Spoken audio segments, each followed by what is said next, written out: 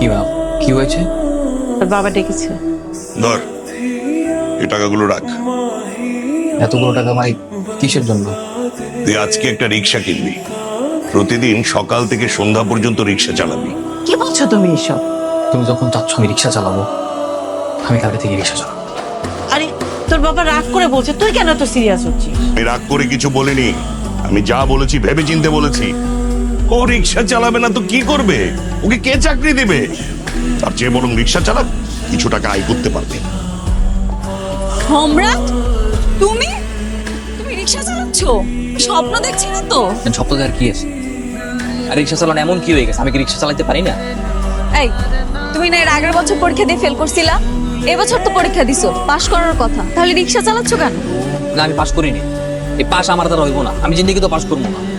বারবার ফেল করছি দেখি আমার বাপের রিক্সা কিনে দিচ্ছে আর আমি রিক্সা চালাই। আবারও ফেল করছো?